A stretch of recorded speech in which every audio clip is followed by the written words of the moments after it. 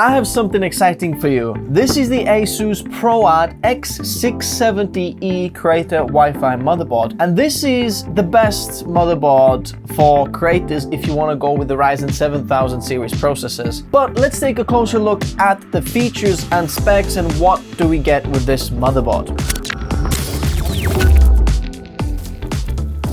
By the way, this video is sponsored by Best Buy and their top deals. Learn more about it in the description below. So, first of all, the motherboard box is very much similar size and design as the X570, so the Ryzen 5000 series. In the back of the motherboard, there's some of the specs, but we're going to be looking at them in more detail. First of all, unboxing. So here we have the Wi-Fi antenna, and this is one of my favorite Wi-Fi antennas actually that is included with the motherboard box, just because it folds in on itself like that.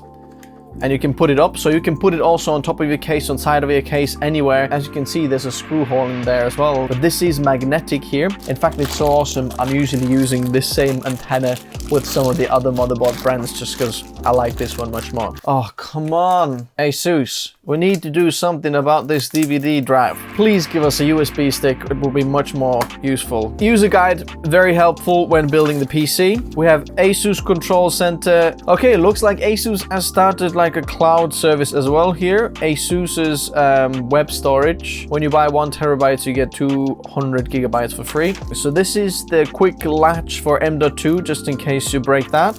This is a little rubber feet or rubber nubbin. I am not sure what it is for. We'll see in a moment when we look more closely on the motherboard. We have the front panel connector. So basically, it makes it easier to build the PC. All the front panel connectors you can put in this little guy first and then slot that on the motherboard rather than actually putting all the little ones in the bottom of the motherboard there, which would be much harder to do. A DisplayPort to DisplayPort cable. This is what you need for your motherboard, and the USB 4. What is that? That is cool. This is like a leftover PCB or something made into a ruler. As you can see, ProArt, up your imagination. I think they're trying to do like the, what's it called? Like the golden line, or the... How much do you know about the golden ratio? Basically just a 11-12 centimeter ruler out of a PCB. I think it's a key ring, so you can use it as a key ring. We have 4 SATA cables, which is actually very nice because it has 4 SATA ports. Then we have these M.2 standoff stickers, basically. These are for your M.2 if your NAND chips are only on the top side of the M.2. If you don't have anything underneath, then you'll put these stickers on the bottom of the M.2 kind of cover. You'll see that standoff in a moment, and then that will raise it up so that your M.2 will get better like kind of coverage or better pressure to the heatsink. We've got some more standoffs for the M.2s here, not the 80mm M.2, or if you have shorter then you can use them, spare standoffs, and then some more of the standoff stickers. I mean, look at this beautiful motherboard. Yet again, Asus has done a beautiful job designing the motherboard. I'm a big fan of these like minimalistic and kind of simple designs of motherboards. I'm not a big fan of some like just gamery and things. I love like kind of order and shapes and symmetry. As you can see here, all these lines here, like beautiful, even the heat sinks and ProArt written over there. There's some big things to cover here and big changes compared to the previous generation. One of the first things is this LGA 1718 socket. So basically there's 1718 pins over here, as you can see. There's the new socket, and that's where this, socket kind of name comes from. LGA means that you've got pins on your actual motherboard, not on the CPU anymore. That just gives them a little bit more flexibility, and you've got much more pins than on the previous generation. I'm excited to see how long is this socket going to be supported on AMD, because AMD has been known to support the same socket for a very long time, which means that if you buy this high-end motherboard, then the price kind of makes sense because you can put the CPU in there even 3-4 years in the future and upgrade it with the same motherboard. That would be amazing, and kind of the price of the motherboard then would make sense. So this socket out of the box supports right now the Ryzen 7000 CPUs, and then the next generation at least as well. Next big upgrade here is the DDR5 DIMM slots. So there is no DDR4 support on Ryzen 7000 anymore. Everything is DDR5, and so is this board as you can see. This board supports up to 128 gigabytes of DDR5, so 32 gigabytes per DIMM slot. Okay, why don't we look around the motherboard a little bit and then start from the top. Talking about the top, that reminds me, top deals from Best Buy. First of all, I'm slightly jealous that Best Buy is not here in the UK because those deals are worth checking out, especially if you're looking to save some money on the upcoming holiday season shopping. Worth checking out Best Buy and their top deals because their deals are constantly changing, so you're worth going back to them and seeing some new deals worth checking out. So here's some of my favorite deals. First of all, if you're part of the Total Tech membership, then you've got extra deals as well on top of the deals, so worth checking that out. But one of the deals that really is catching my eye are the gaming laptop deals. There's absolutely tons to save here. As you can see, there's buttloads of them worth checking out, but some of my personal favorites are this ROG Zephyrus 14 with absolutely killer CPU and GPU, and look, $250 off. We've got the same laptop but Intel variant, so 12700H with NVIDIA RTX 3060. Look at that, $200 off as well. This will be also great for creators. This is under $1,000, the tough gaming with Ryzen 7 and the RTX 3050 Ti. It's actually really good for content creators as well, $900, and a little bit of a content creator laptop, the Dell XPS 15 with i7 12700H and RTX 3050 Ti. Absolutely amazing laptops, and to see those deals on, really good. Thirdly, storage deals. If you're looking to save some buck on your storage, there's external and internal storage, worth checking that out as well. That section, my favorite is the 980 Pro from Samsung, $40 off of the 2TB NVMe SSD. And last of all, PC component deals. There's GPU deals on there as well. If you're looking to buy yourself a GPU or RAM or any of the other components, there's absolutely loads of there. But also my personal favorite is the i5 12600K with $22 saving. That's one of the lowest prices I've seen the 12600K go for. So if you're looking for a budget chip that is absolutely amazing 10-core CPU, then worth checking that out. Check out Best Buy and their top deals in the description below. Thanks Best Buy for sponsoring this video. So on the top we see two EPS power connectors. Both of them are 4+4 or 8 and 8. So that's to actually provide a lot of power for these CPUs. As you can see, these heatsinks are absolutely massive as well, because we have 16+2 power stages to support all the power that the Ryzen 9s need for this, because they can pull up to like 250 watt plus power from there.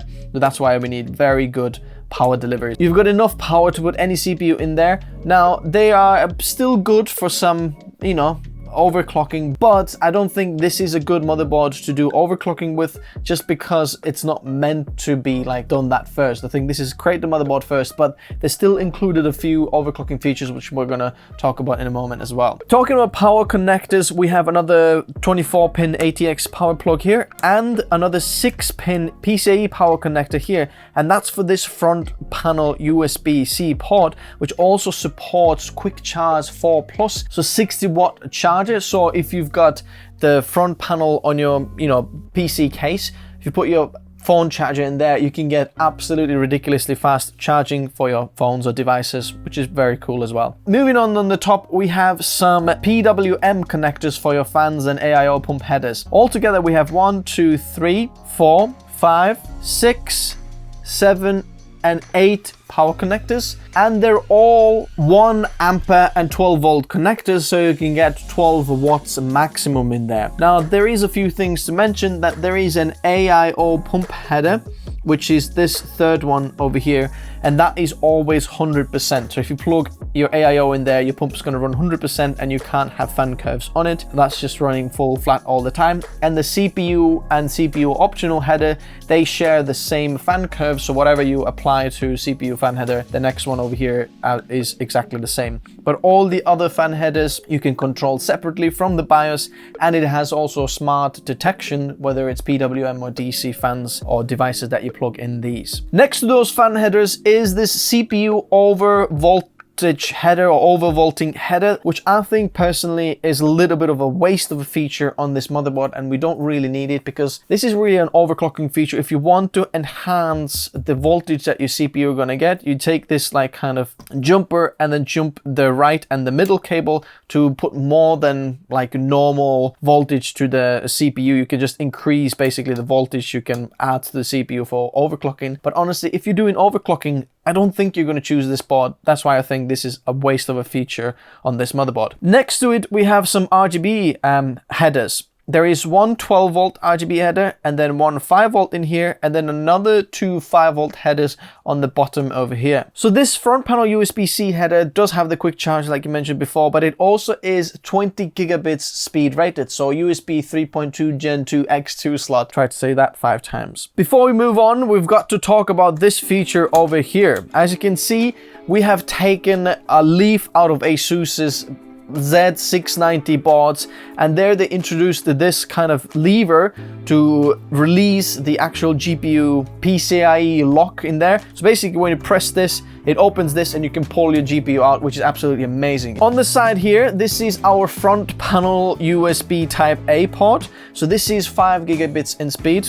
Unfortunately, I wish this was 10 gigabits in speed. Next to it, we have Sata Ports, 2 here and 2 here. On the bottom corner, we have all the front panel headers. Then we have some temperature controls here, or sensors. And then we have CMOS, clear CMOS button. And then also LPC debug header in there. Moving on the bottom, there is 3 USB 2.0 headers for your AIOs or other devices that might need just the 2.0 header. We have the COM header, and finally in the bottom corner we have front panel audio. Now interestingly, it looks like this is M.2 cover here as well, but this is actually just to cool the chipset, because there's actually 2 chipsets here, because this is X670E, meaning that this is, you know, X670 Extreme kind of chipset. You've got 2 chipsets here, and then it does support PCIe 5.0, as you can see, M.2 PCIe 5.0 and PCIe 5.0, which is fantastic. One of the first things that I've noticed here, which a lot of the motherboards don't do, is that actually the screws are stuck to the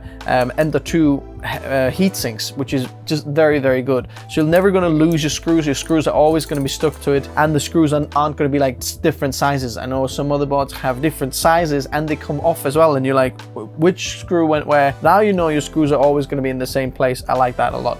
So basically, the top M.2 cover has heat sinks on both sides, on the actual heat sink and then underneath the M.2 as well. And then the bottom 3 have only the heatsink on the top part of the M.2. Looking at the M.2s, there are 2 slots here that support PCIe 5.0 M.2 storage, which is this port over here that's connected to the CPU. And then we have another port in here. And then the 3rd and 4th slot are PCIe Gen 4 slots. So you're gonna get a heck of a lot of super fast storage. So now the expansion slots. I mentioned this first one is X16 PCIe 5.0 slot. So this bottom one is X8 PCIe 5.0 slot as well. And then the bottom one is X4. There is a few bandwidth kind of share things going on, but it isn't a big deal.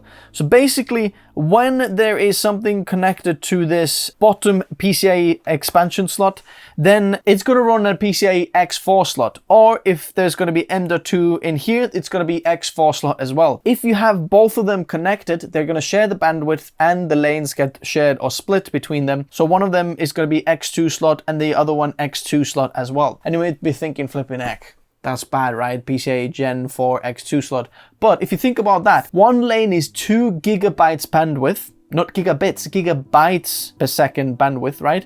You're still gonna get 4 gigabytes per second bandwidth between your PCIe Gen 4 storage, which basically is plenty enough. Imagine getting 4 gigabytes per second download or sequential read and write speeds. It's absolutely ridiculous. And then the same with the expansion slot. If you want to add something else in there, it's going to be ridiculous as well, which actually is very interesting because you could add like the 5th M.2 slot in here and get X2, both of them, and then 4 gigabytes per second speeds. So you can expand kind of the storage if you want to expand that into there as well, or have like a capture card or something else plugged into there. It's just very nice to have. But I don't personally think it's a big deal losing 2 lanes of PCIe Gen 4 on this M.2 slot. And the other bandwidth share is between the second and the first PCIe expansion slot. So if you've got something plugged into the both, they split the lanes as well, and both of them come X8 and X8 PCIe Gen 5. But that is still a ridiculous amount of bandwidth that I think personally you're not going to be capped with any of the GPUs either until something else comes out. But Gen 5 PCIe 8 slots is ridiculous bandwidth. The only thing that I'm worried about here is if you're gonna run like a lot of the big graphics cards like RTX 4090s, if you've seen some of the designs out there, they are very large, and most likely you're not going to be able to run 2 4090s or 4090 Ti's. I'm not sure about the 4080s. So before buying 2 GPUs, just double check that you can actually fit them in here. Now the exciting bit, let's have a look at the I/O of the motherboard. Starting from the top, we have HDMI out. So basically now all the Ryzen 7000 CPUs have an integrated graphics as well, so you can just get a video output from there. We have DisplayPort in, which is for the USB 4 ports, which we talk about in a minute, but basically the cable that we had inside the motherboard case, that DP in will come from your GPU to there, and then you get video output through these USB-Cs as well. Talking about these USB-C ports, they are USB 4 connectivity, which is very similar to Thunderbolt 4, not exactly the same, but basically 95% the same. So you can get video output, you can get up to 8K display out from here through these USB-Cs, or 2 4K displays out through the USB-Cs, which is very fantastic, but they are 40 gigabits per second bandwidth rated.